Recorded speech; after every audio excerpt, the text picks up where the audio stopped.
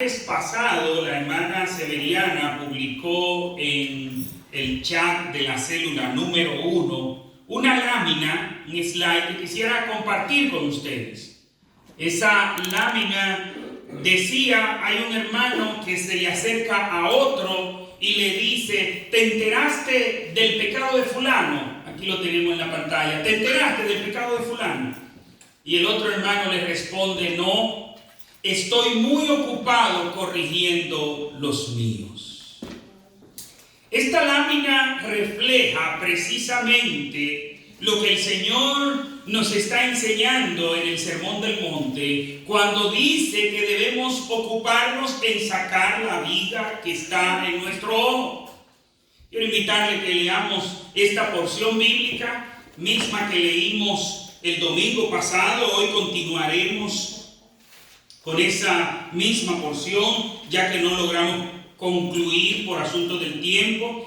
Mateo capítulo 7, versículos 1 al 6. Allí vemos que en el Sermón del Monte, el Señor en el capítulo 7 da un giro, no ahora a nuestra relación con el Padre Celestial de manera directa, sino nuestra relación con el Padre Celestial a través de cómo nos relacionamos con nuestros hermanos. Y así como debemos amar a Dios con todo nuestro corazón, con toda nuestra mente, con toda nuestra alma y con todas nuestras fuerzas, debemos amar al prójimo como a nosotros mismos. Y es precisamente el giro que el Señor da en el Sermón del Monte, en que debemos amar a nuestro prójimo como a nosotros mismos. Por tal razón debemos juzgar a nuestro prójimo como nos juzgaríamos a nosotros mismos. Mateo capítulo 7, versículos 1 al 6, dice así la palabra del Señor. No juzguéis para que no seáis juzgados, porque con el juicio con que juzgáis seréis juzgados, y con la medida con que medís os será medido. ¿Y por qué miras la paja que está en el ojo de tu hermano y no echas de ver la viga que está en tu propio ojo? ¿O cómo dirás a tu hermano, déjame sacar la paja de tu ojo, y he aquí la viga en el ojo tuyo? Hipócrita, saca primero la viga de tu propio ojo, y entonces verás bien para sacar la paja del ojo de tu hermano. No deis lo santo a los perros, ni echéis vuestras perlas delante de los cerdos, no sea que las pisoteen y se vuelvan y os despedazan. No juzguéis. Veíamos el domingo pasado lo que esto no significa. Esto no quiere decir que el Señor está diciendo que no deberían existir los tribunales de justicia y que las personas no tienen que ser juzgadas por sus delitos. Veíamos también el domingo pasado de que esto no quiere decir que en la iglesia no debemos juzgar las malas acciones. Esto no quiere decir que Dios está en contra de que hagamos esto, porque el mismo Señor establece en Romanos capítulo 13, versículos 1 al 6, el sistema judicial. Tampoco significa esto que no debemos juzgar el pecado en la iglesia, puesto es el Señor quien nos ha establecido este procedimiento conforme el mismo Cristo lo establece en Mateo capítulo 18. Tampoco está mal el juzgar. ¿Por qué? Porque el mismo Jesús en este pasaje, en el versículo 6, dice: no deis lo santo a los perros, ni echéis vuestras perlas a los cerdos. Eso quiere decir que hay un juicio de valores ahí. Y lo hace el mismo Jesús en el mismo contexto. Por tal razón, esto no es lo que el Señor nos está diciendo que no hagamos. Hay un llamado en toda la Biblia para que el pueblo de Dios juzgue, basándose en la palabra de Dios, y juzgue el comportamiento de los demás y no imite ese comportamiento, sino que debe actuar como actúa nuestro Padre Celestial. Dios nos llama a ser sal y a ser luz. Y para ser sal y ser luz hay que juzgar. Hay que discriminar. No nos podemos comportar como se comportan los demás. Debe haber una diferencia. El mismo Jesús nos manda a juzgar con justo juicio. ¿Y cómo y cuándo juzgamos con justo juicio? Cuando juzgamos basándonos en la palabra de Dios. Es lo mismo que nos dice el Señor en el Evangelio de Juan, capítulo 8, versículos 15 y 16. Dice: vosotros juzgáis según la carne. Yo no juzgo a nadie. ¿Qué quiere decir el Señor? Que a nadie le decía nada, que Él no juzga a nadie según la carne. Versículo 16. Y si yo juzgo, mi juicio es según la verdad, según la palabra de Dios. Porque el mismo Jesús sigue diciendo: porque no soy yo solo, sino yo y el Padre que me envió. Cuando Cristo juzgaba a alguien, lo juzgaba conforme a la palabra de Dios. Es lo mismo que está diciendo en el Evangelio de Juan, en este mismo Evangelio, pero en el capítulo anterior, en el capítulo 7, en el versículo 24 dice: no juzguéis según las apariencias. No juzguéis según las apariencias, sino juzgad con justo juicio. Hermano, no nos podemos llevar de lo que aparente. Yo recuerdo de hecho que en la iglesia donde yo me crié, donde también mi hermana Cristina perteneció durante muchos años, se hizo muy popular una expresión de que la apariencia de pecado es pecado. Y Alex también dice que sí, eso quiere decir que no era solo de esa iglesia. Amén. Era popular escuchar: la apariencia de pecado es pecado. Pero no hay un pasaje bíblico que avale eso de que la apariencia de pecado es pecado. ¿Y qué es lo que dice el Señor aquí? No juzguéis según las apariencias, sino juzga con justo juicio. ¿Qué nos da un justo juicio? Cuando usted tiene un conocimiento pleno de la causa. Y ya aquí entramos a lo que Cristo está diciendo que no debemos hacer. ¿Qué quiere decir Jesús cuando dice no juzguéis? No debemos juzgar por las apariencias. Debemos tener un pleno conocimiento de causas. Mis hermanos, qué ligeros somos nosotros a juzgar conociendo solo una pizca de los hechos. Como veíamos en la lámina: ¿supiste lo de fulano? A veces, yo recuerdo que el primer pastor que yo tuve, el pastor Nelson Pepén, cariñosamente recordado por mí y por mi familia, mis padres, él contaba de un caso de un hermano que trabajaba carpintería y era uno de los diáconos de la iglesia. Y él ve cuando este hermano tiene un cigarrillo en la boca. Oiga, ¿qué cosa? Y él dice: Dios mío, él dice que se le bajó ese frío desde la coronilla de la cabeza hasta la planta de los pies. Él dice: qué puñaladas recibí, que se me fueron las fuerzas. ¿Cómo es posible que ayer, porque precisamente era un lunes, que ayer, después que fulano, el diácono de la iglesia, está con su cara limpia, míralo ahora donde está fumando? Y dice el pastor que gracias a Dios, que parece que fue que el Espíritu Santo lo iluminó y le dijo: ve donde él para que no se niegue cuando tú lo llames a disciplina. Y dice él que cogió para allá para que el hermano no se pudiera negar. El hermano está subido en un techo, allá decimos haciendo un caballete. Y cuando el pastor lo saluda, le dice: hermano fulano, Dios le bendiga. Ve que él se quita lo que tiene en la boca y le dice: Dios le bendiga, pastor. ¿Qué tenía? El lápiz. Desgraciadamente, él cogía el lápiz, se lo metía del lado de la punta en la boca. ¿Y qué se veía en el otro extremo? La borra roja, que era la candela que evidenciaba que estaba fumando.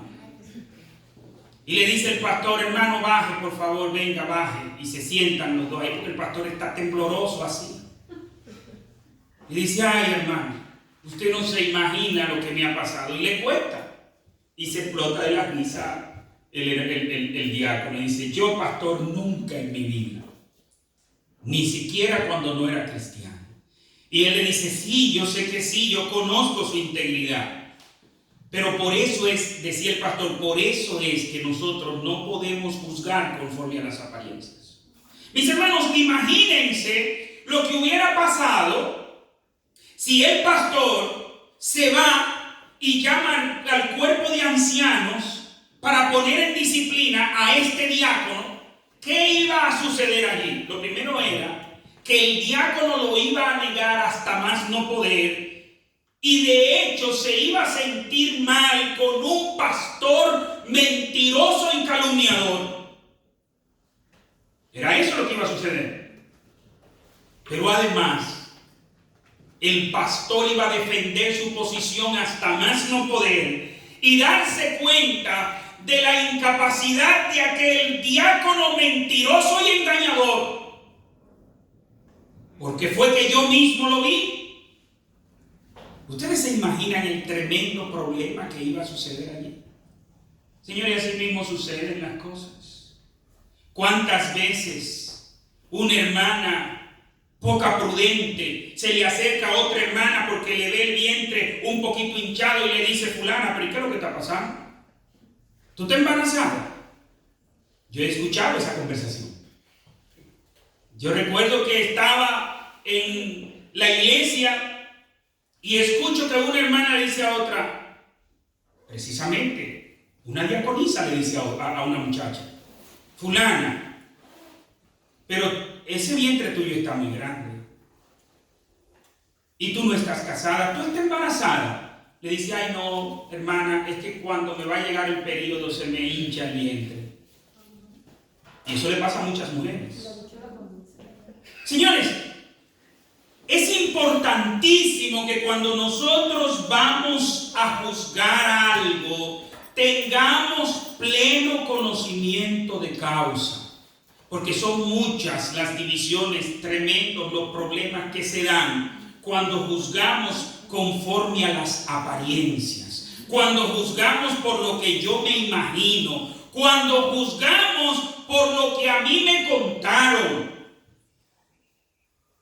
Un justo juicio tiene un pleno conocimiento de causa. De hecho, no todas las situaciones son las mismas. Un justo juicio, hasta delante de los hombres, mucho más delante de Dios, primero analiza bien las circunstancias. Por ejemplo, ¿recuerdan ustedes cuando David está huyendo de Saúl y va donde el sumo sacerdote y le dice, ustedes no tienen algo que comer, nosotros nos estamos cayendo del hambre, nosotros nos estamos descacarando del hambre? Le dice el sumo sacerdote, aquí solo están los panes que estaban en la mesa de la propiciación. Esos panes solo les estaba permitido comerlo al sumo sacerdote y su familia. Los sacerdotes podían comer eso. El pueblo no podía comer eso. ¿Y qué sucede? El sumo sacerdote le da los panes. ¿Y lo juzgó Dios al sumo sacerdote? No. ¿Y juzgó a David por eso? No, es el mismo pasaje que está usando Jesús para referirle a los fariseos y su actitud farisaica, diciéndole que era lo correcto. No podemos dejar morir una gente de hambre porque la comida que está aquí es la comida nada más consagrada para el sumo sacerdote. Cuando nosotros juzgamos sin misericordia, no estamos teniendo un justo juicio. ¿Qué significa esto? Como decíamos el domingo pasado, es no tomar una actitud farisaica al momento de nosotros juzgar. Hay personas que se consideran ellos como el ejemplo a seguir. Ellos son y dicen, no, esto no es así porque yo lo he logrado. Así que usted también lo puede lograr. Mis hermanos, no es lo mismo, las circunstancias no son iguales para todo el mundo. Una persona puede estar pasando por una circunstancia, una persona puede estar pasando por una situación y otro que aparentemente está pasando por la misma situación estar pasándola más suave. Por tal razón, debemos juzgar con conocimiento de causa. No podemos juzgar a la ligera. Hay personas que están pendientes de ver dónde usted falla para ahí enfocarse. Y usted puede hacer 99 cosas correctas, pero están pendientes de esa donde usted falló para entonces atacar en esa. Esa es una actitud farisaica. De hecho, es una actitud también de los políticos. Es una actitud cruel. Dios no obra de esa manera. Jesús está diciendo, no juzgue de esa manera. Otra cosa es cuando nosotros juzgamos intenciones. Es que él dijo eso porque su intención era tal cosa. El único que puede juzgar intenciones es Dios. Por tal razón, cuando nosotros estamos juzgando intenciones, es decir, cuando nosotros estamos juzgando a alguien y decimos, él lo hizo con la intención de tal cosa, nos estamos tomando un lugar que no nos corresponde. Y por eso el Señor dice, no juzgue de esta manera. Después del mandamiento, el Señor nos da la razón. En el versículo 2 dice, porque con el juicio con que juzgáis seréis juzgados, y con la medida que medís se os medirá. Ten cuenta, es lo que está diciéndonos Jesús, ten muy en cuenta cómo juzgas a los demás, porque ese mismo método, ese mismo procedimiento, ese mismo parámetro es el que se debe usar contigo. Y nosotros los seres humanos tendemos a pedir juicio para los demás. Pero para nosotros, ¿qué pedimos? Misericordia. Ay, Señor, hazme justicia con tal persona que ha dicho tal cosa de mí, o con esta otra que me ha hecho tal cosa. Pero cuando soy yo el que hago, cuando soy yo el que digo, lo que digo es, ay, Señor, ten misericordia de mí. Pues así como yo pido misericordia para mí, debo pedir misericordia para los demás. Si yo digo que quiero juicio de Dios para el otro, el mismo juicio que tú estás pidiendo es el mismo juicio que va a venir hacia ti. Eso es lo que el Señor dice. El Señor dice, porque con la vara que tú mides serás medido. Si lo que tú pides es juicio para el otro, juicio vendrá para ti. Tú no puedes pedir juicio para el otro y misericordia para ti, porque el Señor dice, amarás a tu prójimo como a ti mismo. Si tú no quieres juicio para ti, si tú lo que quieres es misericordia para ti, entonces pide misericordia para tu prójimo también. Señor, ten misericordia. Señor, perdónalo. ¿Recuerdan ustedes cuando estaban apedreando a Esteban? ¿Era que la piedra no le dolía? Señor, perdónalo, no saben lo que hacen. Señor, no los juzgue, mira su ignorancia. Si ellos supieran, no estuvieran haciendo esto. Asimismo, los que nos dañan, los que nos hacen daño, si supieran lo que están haciendo, no lo hicieran. Y si a sabienda de lo que están haciendo lo hacen, están en peores condiciones todavía. Porque es una mente depravada y pervertida, quien a sabienda de la maldad que está ocasionando sigue con su maldad.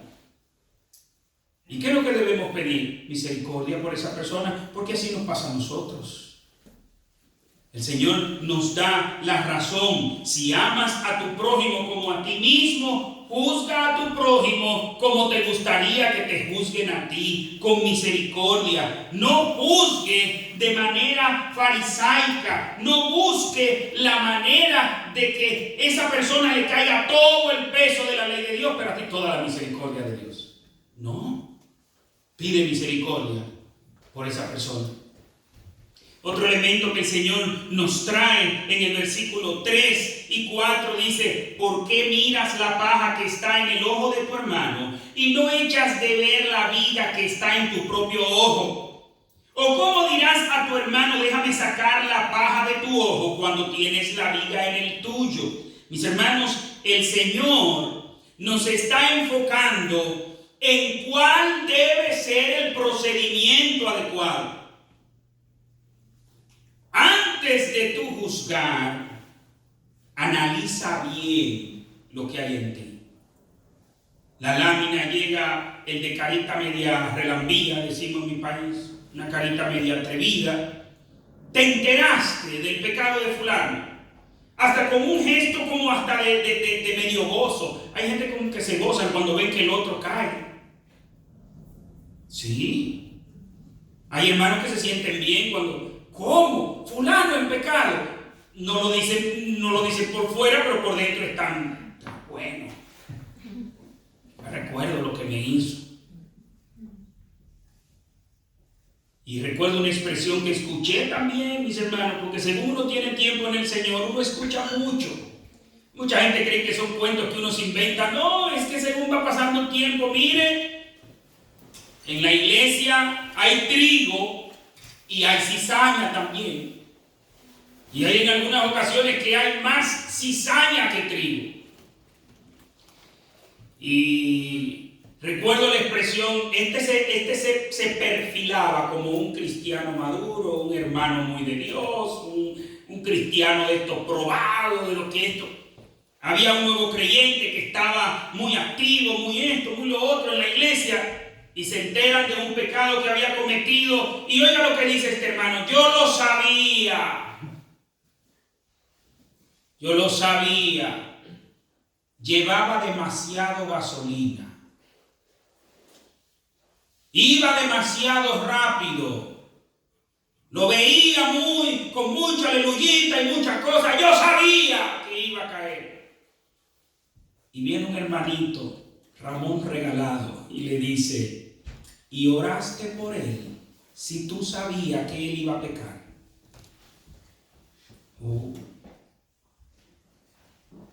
A veces sucede eso. Si usted ve que su hermano está en peligro, ore por él. Si usted ve que la velocidad que lleva es peligrosa, ore por él. No se siente a esperar. Yo estoy esperando cuando él caiga. ¿Usted cree que eso es de Dios? No. ¿Y qué es lo que el Señor está enfocando aquí? Primero, saca la viga. ¿Quién era que tenía la viga? ¿Por qué le estoy diciendo esta historia? Oh, yo sabía que él iba a caer. ¿Y qué hiciste para prevenirlo de caer?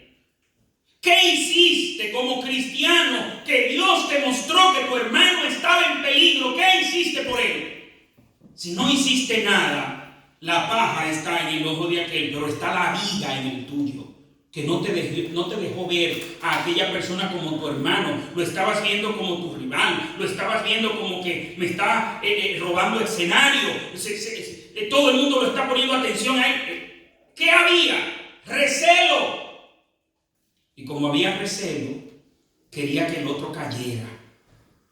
¿Por qué el Señor nos enfoca de esta manera? Mis hermanos, si cada quien se examinase a sí mismo, se daría cuenta de la viga que hay en su ojo.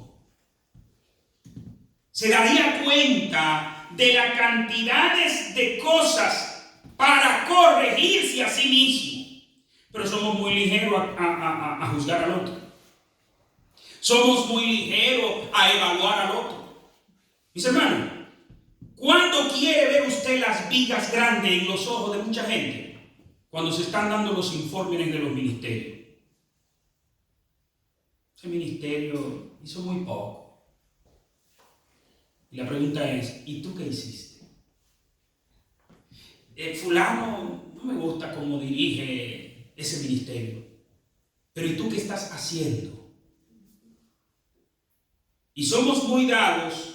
Ustedes recuerdan que yo usé una expresión el domingo pasado: los policías de la iglesia.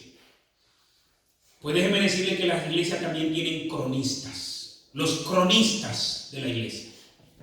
Los cronistas deportivos, ellos analizan la jugada de cada jugador y dicen: fulano no debió dar un toque por tercera, debió dar el toque por primera, porque por primera eso iba a hacer que el pitcher se desplazara y que fulano se desplazara, y así el de tercera anotaba y barará.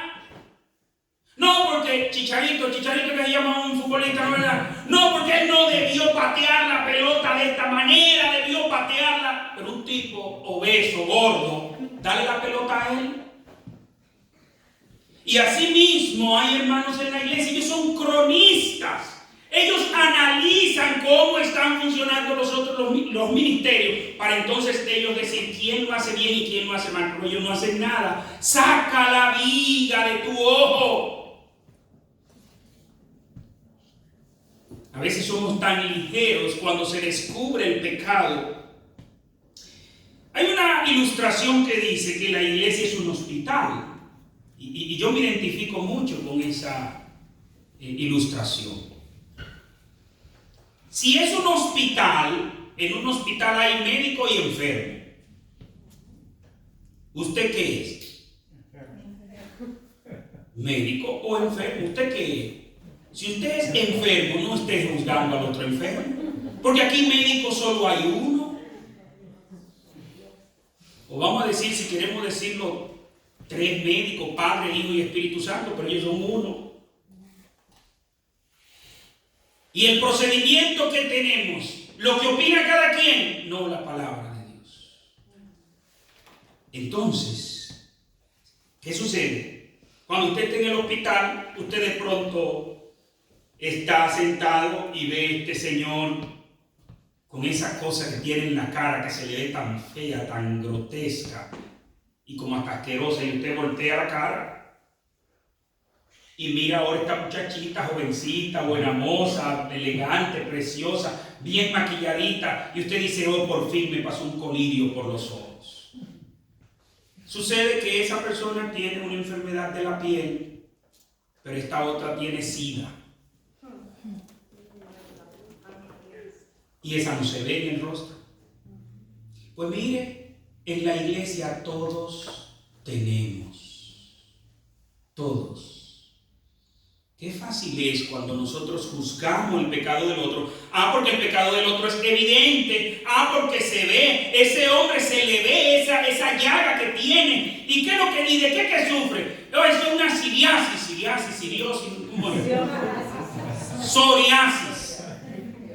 Yo no soy médico. Yo soy de los pacientes. Por eso es que no me sé la terminología. Mis hermanos, ¿y qué es lo que le pasa? No, él se pone así cuando tiene mucho trabajo, entonces en estos días con los pedidos de Thanksgiving, él tiene mucho, y por eso está así. Pero usted verá dentro de 2 o 3 semanas se le pone la piel como de un niño. Pero háblame de ella ahora. Y la joven acá, esa tiene SIDA. Y a quien tú juzgabas como que ese sí estaba bien, está mal. Y quien tú creías que estaba mal, no estaba tan mal. Así nos pasa en la iglesia. Qué duros somos cuando tenemos que juzgar a alguien. Pero y lo de nosotros. Lo grande es que sigue siendo tan grande la viga en nuestro ojo que pensamos que a quien tenemos que demostrarle que estamos bien es a los hermanos de la iglesia. Y a quien verdaderamente tenemos que demostrarle que estamos bien o no, que es a Dios, no nos importa. Cuando yo escucho a un hermano, miren, no se lo vayan a decir al pastor, tiene una viga en el ojo que no lo deja ver. ¿Y el pastor quién es? El pastor es otro pecador igual que tú, otro enfermo. ¿Quién es el que no debería saberlo? Dios. Y hay algo que él no sepa. Entonces, si Dios lo sabe, que es quien debe preocuparme a mí, porque es mi relación con mi Padre Celestial, ¿por qué debe preocuparme que un hermano de la iglesia lo sepa? ¿Sabe por qué? Por la viga del ojo, que se llama orgullo. ¿Es por nuestro orgullo? Mis hermanos, ¿por qué cuidamos nuestra reputación? Por nuestro orgullo. Recuerdo un escrito de A.W. Tozer que dice: ofréndale al Señor todo lo que tú tienes. Y comienza, y dice el escritor Tozer, dice: pero yo no te estoy diciendo que ofrende lo que tú acostumbras a ofrendar, dinero, no. Ofréndate tú a Él. Ofréndale tu reputación. Señor, mi reputación es tuya. Si alguien me difama, ya no me está quitando nada a mí, porque ya yo te entregué eso a ti. Tú te encargarás. Mis hermanos, ese libro llegó a mis manos, enviado por Dios a través de un ángel de él. Un ángel humano, un mensajero humano, Ismael de la Paz. Y llegó a mi vida justo cuando más lo necesitaba. Digo, pero es verdad. Y le entregué mi reputación al Señor. Pero ¿qué es lo que nos sucede a nosotros con la reputación? Ay, queremos defender nuestra reputación, pero no la defendemos no haciendo lo que está mal. La defendemos con que no se entere lo que yo hice. No es que eso va a dañar mi reputación. ¿Qué es lo que va a dañar tu reputación? Que se sepa. No, eso no va a dañar tu reputación. La reputación la dañaste tú haciendo lo que hiciste. ¿Me entienden? Eso es vida en nuestros ojos. ¿Y qué es lo que más nos preocupa? Nuestra reputación, de manera tal que nuestros pecados los queremos tapar, no confesar. ¿Qué nos invita Dios a hacer con el pecado? Confiésalo y apártate y alcanzarás misericordia. ¿Qué quiere decir eso? El día que tú confesaste el pecado y ya le dijiste a ese pecado que no, hasta ahí llegó en la ley de Dios, en la jurisprudencia divina, hasta ahí llegó. Todo continúa de lo más normal. Pero mientras tú no lo confiesas, ¿qué dice en el Salmo 51? Mientras callé se envejecieron mis huesos. Se convirtieron en sequedad dentro de mí. En pocas palabras, ese hombre se estaba muriendo por dentro, David. ¿Y qué dice? Que luego que confiesa el pecado al Señor, recibe el refrigerio. Pero nuestra vida en los ojos, ¿en qué nos enfoca? O nos enfoca en que los demás no se enteren, que no lo sepa el pastor, que no lo sepa la iglesia, porque mi reputación, ¿dónde va a quedar? Y vuelvo a repetir, mis hermanos, tenemos una viga tan grande, y entienda que la viga es que no lo deja ver. Ustedes recuerdan, mis hermanos, que estamos en el mismo, exactamente en el mismo mensaje del Sermón del Monte. Y usted diría, ajá, ¿ya ha dicho algo nuevo? Oh, y en los versículos anteriores, lo de la lámpara del cuerpo es el ojo, 6:22. Que si tu ojo está en luz, un ojo con una viga, ¿puede estar en luz? No. Y mire, una viga es una cosa de esa que usted ve que soportan. Es un tronco bien grande. Y usted tiene ese tronco aquí. No lo deja ver. No lo deja ver. ¿Y qué sucede? Que muchas veces estamos más preocupados porque esto se sepa en la iglesia que por el pecado que cometí. El pecado que cometí, no, eso no es nada. Ay, si se sabe en la iglesia. Hasta lágrimas nos saca. Y yo a veces me pregunto, ¿esas lágrimas que están saliendo es de arrepentimiento o de vergüenza? Son dos cosas diferentes. Me siento avergonzado de la iglesia. No que me siento arrepentido con Dios. Me siento avergonzado de la iglesia y se me salen las lágrimas. Y a veces, porque damos para tantas cosas, esas mismas lágrimas a veces son estrategias de mercadeo para que me cojan pena.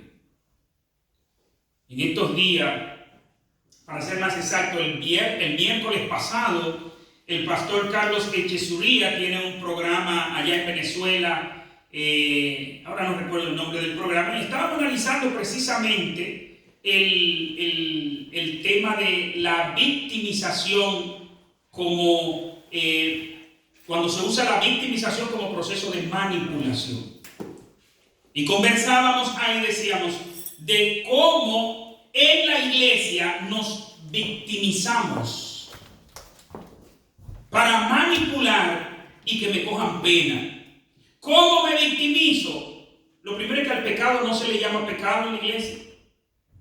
Cuando una gente va a confesar un pecado y le dice, ay hermano, yo quiero pedirle la oración, oren por mí porque yo caí. No dice yo pequé, yo caí. Y yo le digo a usted, ¿y dónde estaba la victimización ahí? Sí. ¿Quién ataca al caído? Al caído no debemos darle la mano. Y cuando yo digo yo caí, yo mismo automáticamente me estoy autoconmiserando de mí mismo. Ay, yo caí. Pobre de mí, yo caí. No. No fue que yo caí, yo pequé. Yo amé más al pecado que a Dios. Yo le falté a un Dios santo, a un Dios sublime, a un Dios excelso, que quiso meter sus manos en el fango, en la mugre, para sacarme de ahí y hacerme su hijo. Y con todo eso yo le fallé. Otra cosa, mis hermanos, es que en la iglesia los hermanos no tenemos concupiscencia, tenemos debilidades. ¿Y cuál es tu debilidad? Oh, mi debilidad es que soy mujeriego. ¿Y cuál es tu debilidad? Oh, mi debilidad es que me gusta el alcohol. ¿Y cuál es tu debilidad? Y hablamos de debilidad. ¿Sabe cómo le llama a eso la Biblia? No le dice debilidad, le dice concupiscencia. Tu atracción al pecado, tu atracción al mal. Pues no le llamemos debilidad, porque vuelvo a repetir, ¿por qué usamos la expresión debilidad? O para que tengan conmiseración de nosotros, para que tengan misericordia de nosotros. ¿Y quién ataca al débil? Mire, el que pelea contra uno más débil pierde 2 veces. Pierde por haber atacado a uno más débil, y pierde porque aunque gane, perdió. ¿Por qué ganó? Porque atacó al más débil. ¿Por qué no se puso con uno como él? Entonces, de esta manera, queremos que nos tengan misericordia. Pero cuando tenemos la vista sin ese tronco, cuando vemos las cosas en su justa dimensión, hacemos como ese hermano de la lámina que decía, yo estoy tan enfocado en mis pecados, que no me da tiempo para yo pensar en los pecados del otro. Cada vez que yo pienso, y como nos dice la Biblia en 1 Corintios capítulo 11, si cada quien se examinase a sí mismo, no seríamos juzgados. ¿Juzgados por quién? Por el Señor. Pero como no nos examinamos, somos juzgados y somos castigados por el Señor. 1 Corintios capítulo 11, a partir del versículo 27. ¿Qué nos dice el Señor? En primer lugar, enfócate en sacar la viga de tu ojo. ¿Se puede sacar la viga de tu ojo? Sí, se puede sacar, y de hecho el Señor espera que tú saques la viga de tu ojo. Enfócate en tus propios pecados, no para complacerte en ellos, no para hacer alianzas con ellos. Hay un libro excelentísimo del hermano Jerry Bridges. Partió a la presencia del Señor, creo que fue el año pasado, este mismo año. Creo que fue este mismo año, que este año ha sido tan largo con esto de este virus que... Ese libro se llama Pecados Respetables. Yo le invito, el que quiera sacar la viga de su ojo, cómprese ese librito y usted se va a deleitar en él. Está en inglés y en español, porque Bridges escribía en inglés, luego se traduce a español, yo no sé cómo se llama en inglés, pero usted busque el título en español y le va a venir en inglés también. Pecados respetables. ¿Y cuál es el concepto del libro? De que todos nosotros tenemos pecados que hay que respetarnos. Oye, cuidado el que se mete en ese terreno. Y esto me recuerda, como un chiste, no sé si fue verdad, pero no dudo que lo sea. de un predicador que está predicando en contra de esos hombres mujeriegos, y hay una viejita ahí en la iglesia: habla a tu pueblo, Jehová. Y cada vez que el hermano está hablando en contra de esos hombres mujeriegos: habla a tu pueblo, Jehová. Y luego esos hombres borrachones y esto y lo otro, y la viejita: habla a tu pueblo, Jehová. Y cuando se mete en el tabaco y dice: y esos hermanos que fuman, ya dañó el mensaje. Ya no le gustó el mensaje. ¿Sabe por qué? Porque hay pecados que hay que respetar. Y aquí, en los Estados Unidos de Norteamérica, hay un eslogan. No voy a decir lo que pensé, de que todo el mundo, no es en mi vida privada. Y una manera para bloquearle a usted cualquier cosa es en mi vida privada. Y usted ve líderes de iglesia haciendo cosas indebidas, pero no lo llaman a capítulo porque es que esa es su vida privada. No es que esa es su vida privada, yo no me voy a meter en su vida privada. Y yo bloqueo con ese tronco mi vida privada. Esta es mi vida privada. Y en esa vida privada es que están los pecados respetables, como nos dice Jerry Bridges. Pecados que nadie se puede meter con eso. No, es que ya tú te estás metiendo en el terreno de lo privado. Pero si tú no quieres que otro se meta, métete tú mismo. Porque si cada quien se examina y saca, el Señor dice: saca esa viga de tu ojo. ¿Se puede? Sí, se puede sacar esa viga del ojo. Por eso el Señor está diciendo que la saquemos. Por eso el Señor está diciendo, y mire, estamos justo a fin de año. Estamos en los últimos meses del año. Y cada uno de nosotros hace resoluciones en enero para el próximo año. Este año bajo de peso. Son resoluciones que siempre hacemos. Este año comienzo la dieta. Este año comienzo los ejercicios. Este año comienzo tal profesión o tal estudio, perdón. Dentro de sus resoluciones para el año que viene, este año voy a trabajar este pecado. Hasta hoy voy a seguir con el pecado de la murmuración. Lo primero es que no le voy a prestar oído. Porque usted sabe que la murmuración no comienza con la boca. La murmuración termina ahí en la boca. La murmuración comienza en el oído o en los ojos. Usted quiere terminar con la murmuración, primero comience limpiándose el oído, santificándose el oído. Porque yo no sé por qué será que el murmurador es el que más se entera de las cosas. Y cuando digo no sé por qué será, es una expresión. Porque Satanás no nos tienta con lo que no nos gusta. Satanás no va a usar el anuncio de tal licorería para atacar al que es murmurador y chismoso. No, ni se entera de los tipos de licores. Satanás, al que tiene problema con el habla, son de los pecados del habla, que nos habla muy bien Santiago de ello, que controlemos nuestra lengua. ¿Qué hace? Los mantiene al tanto de todo. Y esos oídos, miren, ay Dios mío, son parábolas. Y las parábolas de quién aquí, de la CIA, del FBI, de la NASA, no, esas parabolitas son juguetitos de niño en comparación a la parábola que esa persona tiene. Es un imán para enterarse de las faltas del otro. Usted quiere trabajar con la murmuración, comience, no bloqueando. ¿Tú te enteraste del pecado de fulano? No, estoy muy enfocado, porque yo soy un murmurador de adelante. Mejor no me lo diga, porque si me lo dice, entonces voy a salir a murmurar por ahí. Quédate tú con tu pecado.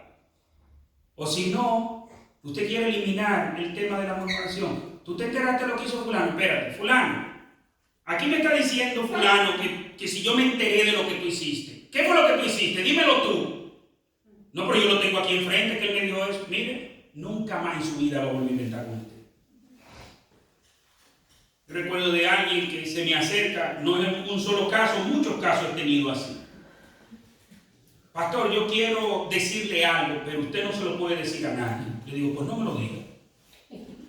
No, porque yo quiero que usted jale a fulano o a fulano, porque yo sé que está en pecado. Le digo, pues mire, si usted me lo dice, usted puede estar segura o seguro de que sí le voy a hablar a esa persona. Bueno, si usted le dice, entonces no le diga que yo le dije. Pues si usted no quiere que yo le diga que usted me dijo, no me lo diga a usted, porque a usted que yo voy a referir. Usted quiere ver cómo se termina ese círculo vicioso, ese ciclo de pecado. Al que es murmurador, usted le dice, mira, lo que tú me vas a decir, todo, yo se lo voy a decir a esa persona. Y voy a convocar una reunión con nosotros tres. Van a dejar de venir a sembrarle esa mala hierba en su mente y en su corazón. Lo que pasa es que de nuevo volvemos al punto. Nos gusta enterarnos de los fracasos de los demás. Esta mañana en la escuela dominical se hablaba de los envidiosos. ¿Sabe que el envidioso sufre dos veces? Sufre porque no consigue lo que le toca, lo que quisiera conseguir, y sufre porque el otro consiguió lo que él quisiera conseguir. Entonces esa persona, y déjeme decirle, midamos los niveles, porque todos estamos ahí. No vayan ustedes a creer que yo creo que solamente soy yo el que estoy ahí. Midamos los niveles, que lo que cada quien tiene es un nivel más alto o más bajo de envidia, pero todos tenemos. Aquel tiene un nivel que es enfermizo. Yo tengo un nivel que lo que digo es, oye, Dios mío, pero a fulano, y yo aquí, y dije que orando que estamos. Óigame, porque el pecado es tan problemático, el pecado es algo tan difícil, que hasta en las cosas pías, hasta en las cosas sagradas, hasta los medios de gracia, usted sabe que usted puede estar en el mismo trono de Dios cometiendo pecado. ¿Y usted cree que es la prostituta, el delincuente, el narcotraficante, el homosexual, el que está cometiendo pecados corriendo? ¡No! Nosotros, mis hermanos, nosotros que entramos al trono de la gracia y ahí pecamos. Ellos no. Ellos son hijos de ira, que si no se arrepienten de sus pecados, Dios no está mirando a esa zona, porque son hijos de ira. Tú y yo que entramos a la presencia de Dios, hincado en oración, y nos llegan esos pensamientos y decimos esas cosas, esos son los pecados más perniciosos, dice el doctor Lloyd Jones, porque son pecados cometidos en el mismo trono de Dios. Entramos a la presencia de Dios y ahí cometemos pecado. Mis hermanos, si nos enfocamos en la viga que está en nuestro ojo, se nos acaba el tiempo como nos pasó a nosotros hoy. Y no nos da tiempo para estar enfocados en los pecados del otro. Yo no voy a recibir castigo por el pecado del otro.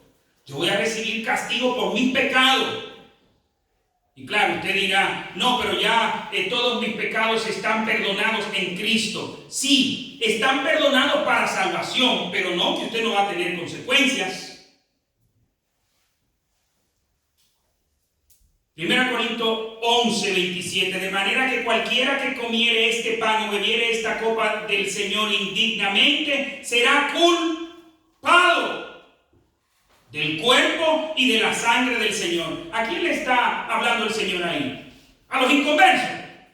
No, es a nosotros los cristianos.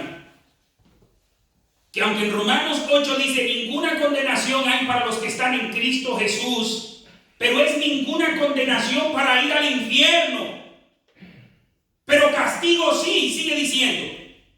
Por tanto, pruébese cada uno a sí mismo y coma así del pan y beba de la copa, porque el que come y bebe indignamente sin discernir el cuerpo del Señor, juicio come y bebe para sí, por lo cual hay muchos enfermos y debilitados entre vosotros, y muchos duermen. Ustedes saben que eso quiere decir muchos están muertos. ¿Hay castigo para nosotros los cristianos? Sí los hay. No hay condenación en el infierno, pero castigo por los pecados, sí. Dios al que ama disciplina y azota. Mire que eso de que le dar una pela a tu hija, eso pasó de moda. Para Dios eso no ha pasado de moda. Dios sigue usando su mismo método de antes y azota al que toma por hijo. Y a veces usted dice, oye, pero ¿y por qué será que yo veo que hay personas que cometen ciertos pecados en la iglesia y Dios no le hace nada? Y yo hago una cositita así, de una vez me viene el golpe. Siéntete feliz. ¿Sabe por qué? Porque Dios te ama. Dios al que ama castiga. ¿Sabe quién debería preocuparse? Ese que tú lo ves haciendo y deshaciendo, diciendo que cristiano hace y deshace, Dios no lo corrige. Nadie corrige al hijo ajeno. ¿A quién usted corrige? A los suyos. Mis hermanos, debemos sacar la vida de nuestro ojo. Qué pena que el tiempo se haya terminado, porque de pronto usted pensará, eso quiere decir que yo no tengo que estar en el pecado, enfocado en el pecado de nadie. Pero no, eso no es lo que dice ahí. Dice, saca primero la viga de tu propio ojo y entonces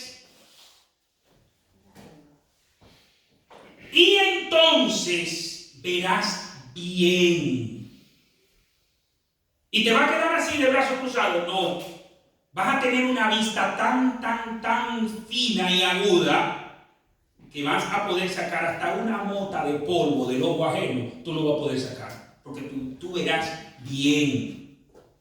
Sí, porque de pronto hay quienes creen que dicen, no debemos juzgar. Ay, es que yo estoy tan enfocado en mis propios pecados que yo no me meto con nadie y somos indulgentes con el pecado. No, eso no es lo que el Señor dice. El Señor en primer lugar me dice, no juzgues. Pero que no juzgues como un fariseo. Enfócate en tu crecimiento espiritual y analiza si en eso que tú vas a juzgar al otro, si de momento tú no estás haciendo algo peor.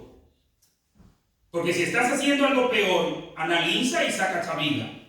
Y ya después que tengas esa madurez, que hayas alcanzado esa madurez que nos dice el Señor en su palabra, en Efesios 5, 1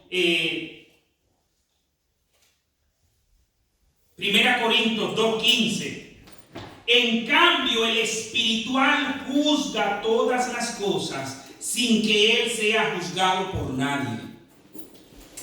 Que haya un crecimiento en nosotros tan grande y evidente de que lleguemos a ser espirituales, no carnales. Que hayamos sacado esa viga para entonces poder juzgar a los demás. Padre, gracias Señor por tu palabra. ¿Cuánto tenemos que aprender, Señor? Padre, qué grande es la viga en nuestro ojo. Señor, pero ayúdanos. No a cerrar los ojos para no ver la viga, sino a quitar esa viga. Aunque nos duela, aunque sean pecados que añoremos, aunque sean pecados respetables para nosotros. Padre, ayúdanos a sacarlo de nosotros. Ayúdanos, Señor, a acercarnos a ti para ser hombres y mujeres espirituales, que no juzguemos conforme a la carne, sino que seamos guiados por el Espíritu Santo. Padre, que seamos llenos de tu Espíritu Santo para juzgar con justo juicio, para juzgar por tu palabra, primero a nosotros mismos y luego a los demás. Guíanos, Señor. Por Cristo Jesús te lo rogamos. Amén y amén.